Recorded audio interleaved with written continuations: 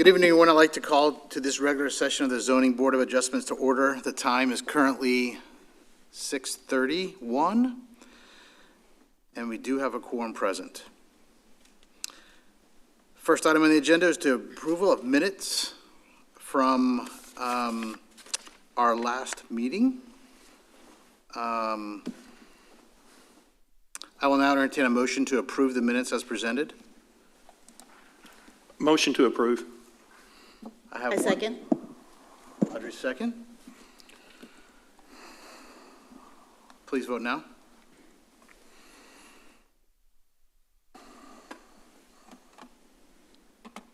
We have unanimous vote. The motion passes. Next item on the agenda is a regular hearing for the adoption of the rules of procedure presented by the city. Good evening, Zoning Board of Adjustment. So the rules of procedure are rules that the board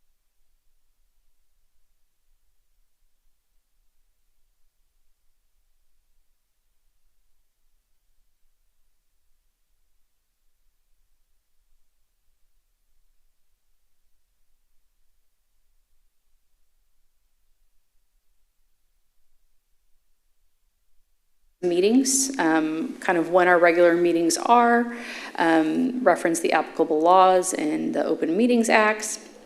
It also addresses the officers. We have a chair and a vice chair. The chair leads the meeting, the vice chair leads in the absence. We also have a provision in here for an acting chair should both the chair and the vice chair be absent, about how we establish an acting chair for that meeting. It talks about applications for hearings and how things get placed onto our agendas. We talk about our meeting procedures, the quorum, the votes required to approve an item, and it's generally a 75% 3/4 majority, so 4 out of 5 or 4 affirmative votes. If we only have 4 members here, we still need all 4 to vote in the same way. We talk about alternative members and how we have them come in when we have a member absent. It lays out the general process for public hearings, however those may be modified by the chair. It does put 5 minutes per speaker as kind of a general limit on speaking. That does not include the presentation by staff or the initial presentation by the applicant, but any other comments or rebuttals would be limited. And then we do talk about public comments that are not public hearings. So if people want to speak on this item, say, or if people want to comment on topics that are not on the agenda, we list out procedures for that and how that can be done so we can still hear that. We talk about what happens if an applicant chooses to withdraw or wants to continue an application. Talk about closed sessions, if we ever do convene into a closed session. And then minutes and records, and then final disposition. So the final decision, how that happens, and then the maintenance of these rules of procedures. We want to make sure that we're reaffirming these annually, and that's what we've put in them, just to make sure that everybody's on the same page and is familiar with them and is refreshing themselves, because it's the kind of thing that's fairly easy to forget if you're not looking at it at least a somewhat regular basis. Since this board doesn't necessarily meet every month, we felt like that would probably be a good thing to do. Does anybody have any questions or comments? My only question is Rule 4.5 on the 5 minutes. That can obviously be edited by, for the public comment, that can be edited by the chair, correct? If they needed to, if they had the desire to hear more? Yes, it could be modified by the chair. We would recommend, however, that the chair be very consistent in doing that and make sure that they're doing that for everyone that is here should they choose to do that. That's a good point. Okay, thank you. That was my only question. Okay. Any other questions? Okay. Next item on the agenda is a public hearing. This is consideration of a variance request to allow a second-story addition above an existing garage. I think we need a motion to accept this. Do we need a motion to accept it? My bad, I'm sorry. I need a motion to accept the... A motion to approve, to adopt the rules of procedure. Rules of procedure? Second. No, second, sorry. Got a second by Rick, first by Audrey.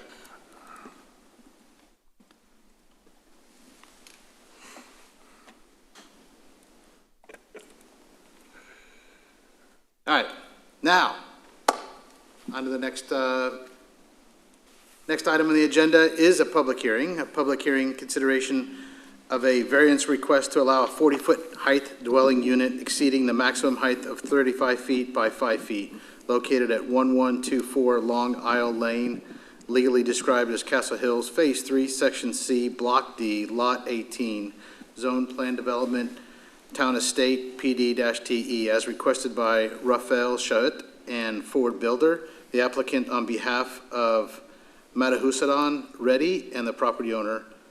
Case number 25-11-2-ZBOA. Good evening, Board of Adjustment. The applicant is looking to build a new house in the Enchanted Oaks neighborhood in Castle Hills, which has much larger homes and building lots than is typical in the city of Lewisville. The proposed house they are building has a height of 39 feet 4 inches, which exceeds the 35-foot maximum that is allowed in the Planned Development Townhouse Estate Zoning District. Several houses have recently had building permits approved in air with heights that exceed this, this requirement by the zoning, and the majority of the homes in this neighborhood do exceed the 35-foot requirement that is set forth in the plan development. They're requesting a variance to allow the 40-foot height, which when the home right now is only the 39 feet and 4 inches. Staff supports the 40-foot ask. That way, if there's any changes or variances in the construction, that the house will still be conforming. And since this neighborhood does have much taller houses than the zoning allows for, the next steps, staff are going to amend the plan development to increase the base height for this area to fix any existing nonconformities and allow the character of this neighborhood to be preserved for the undeveloped lots that are still in this neighborhood. I'm happy to answer any questions you have. The applicant is also here, and we did receive letters of support from the adjacent property owners. My only question is there any objection or approval from the homeowners association? Have they weighed in on it at all, or is that outside of their scope? So all building permits also have to be approved by they do have an architectural review board that approves all building permits on their end as well. And so those were approved? Okay, thank you.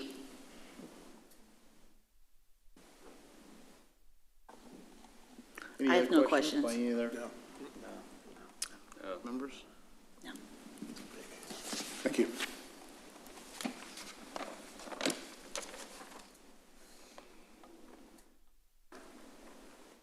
I will now open the public hearing to anyone to speak. Please come forward, state your name and address for the record.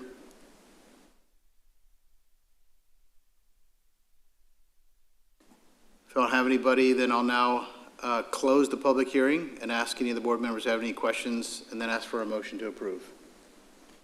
I have no questions. Okay, I get a motion to approve. I motion to approve. Audra is first. I'll second. Second. Please vote now.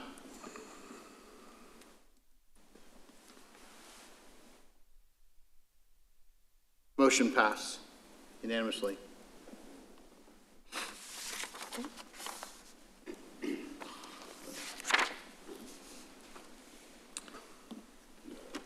Next item on the agenda is announcements. I'd like to make a quick announcement. I want to remind the board that tomorrow evening we will be having our second community visioning workshop associated with the 2035 plan. It'll be held at Independence Elementary from 5 o'clock p.m. to 8 o'clock p.m. Hope to see all of you there. Thank you. Thank you. Thank you. Next on the agenda is the adjournment, which concludes our meeting for this evening. I will now entertain a motion to adjourn. Motion to adjourn. Rick first. Second. Second. Yep. By Josh. Y'all got in.